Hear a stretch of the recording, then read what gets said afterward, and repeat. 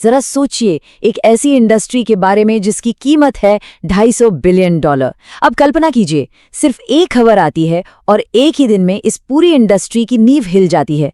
आज हम इसी चौंकाने वाली कहानी को समझने जा रहे हैं। -6%, 4 फरवरी 2026। सिर्फ एक दिन में भारत की सबसे बड़ी आईटी कंपनियों के स्टॉक्स इतनी बुरी तरह से गिरे। पूरा का पूरा बाजार सकते में था कि भाई आखिर हुआ क्या। तो सवाल यही उठता है, आखिर बाजार में ये घबराहट फैली क्यों?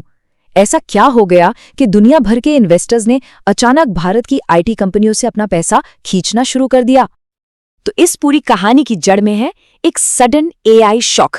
जी हां, इसकी शुरुआत हुई सिर्फ एक एआई टूल की खबर से, लेकिन इसने $250 बिलियन की पूरी इंडस्ट्री को हिलाकर रख दिया। बात है फरवरी 2026 की शुरुआत की। एंथ्रोपिक नाम की एक एआई कंपनी ने एक नया टूल लॉन्च किया, और बस इस एक लॉन्च ने भारत की बड़ी बड़ी सॉफ्टवेयर एक्सपोर्ट कंपनियों में भारी बिकवाली शुरू कर दी, जिससे उनके शेयर्स तेजी से गिरने लगे। तो इस पूरी हलचल के सेंटर में कौन था? मिलिए क्लॉड से। अब ये कोई आम एआई टूल नहीं था, इसे एक डिजिटल सहकर्मी यानी कि एक कोवर्कर के तौर पर दुनिया के सामने रखा गया था। तो ये क्लॉड कोवर्क एजेंट आखिर है क्या भला? देखिए, आसान शब्दों में कहें तो ये एक ऐसा एआई टूल है जो ऑफिस के रोजमर्रा के कामों को ऑटोमेट करने के लिए बनाया गया है।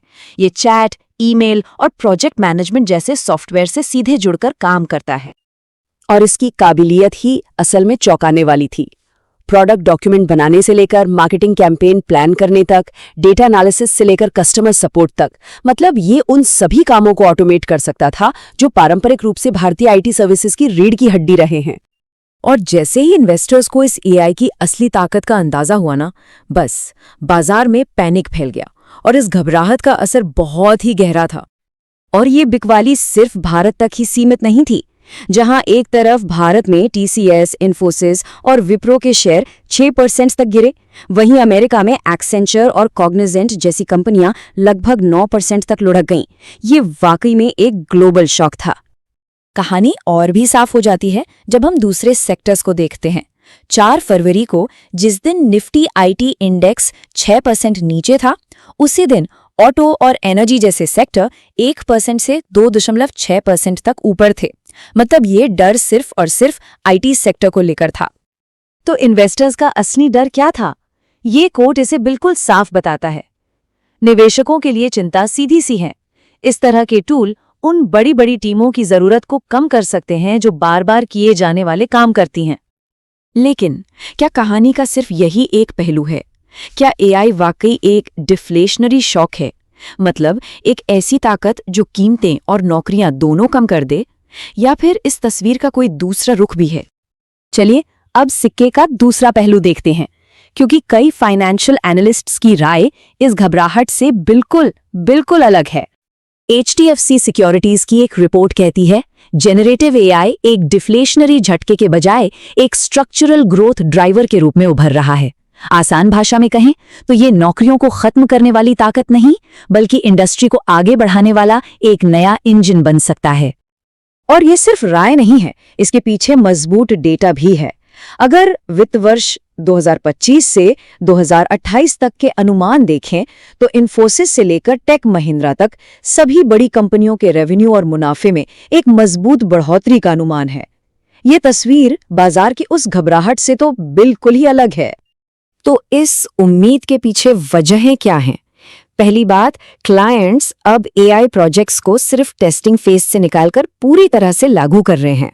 भारतीय आईटी कंपनियों को बड़ी और लंबी अवधि की एआई डील्स मिल रही हैं, और उम्मीद है कि 2027 से ग्रोथ में फिर से तेजी आएगी। तो हम वापस अपने उसी बड़े सवाल पर आते हैं, ये एक खतरा है या एक बदलाव का मौका? एआई भारतीय आईटी के भविष्य के लिए आखिर है क्या? तो हमारे सामने ना भविष्य की 2 तस्वीरें हैं। एक तरफ है शॉर्ट टर्म का डर कि एआई बड़ी टीमों की जरूरत खत्म कर देगा और आउटसोर्सिंग मॉडल को ही बदल देगा, और दूसरी तरफ है लॉन्ग टर्म की उम्मीद कि एआई नई और ज्यादा वैल्यू वाली सर्विसेज बनाएगा और भारतीय कंपनियां इसमें अहम पार्टनर बनेंगी। और इस लॉन्ग टर्म उम्मीद को मजबूती देता है ये आंकड़ा 11.3%। ये पूरे आईटी सेक्टर के लिए 2028 तक की अनुमानित औसत वार्षिक ईपीएस ग्रोथ है। ये आंकड़ा बाजार की घबराहट से बिल्कुल अलग एक सकारात्मक भविष्य की ओर इशारा करता है। तो आखिर में इस $250 बिलियन की इंडस्ट्री के लिए सवाल अब ये नहीं है कि क्या ये बदलेगी, वो तो अब तय है। असली सवाल ये है कि ये कितनी तेजी से खुद को इस नए एआई पावर्ड दौर के लिए तैयार कर पाती है।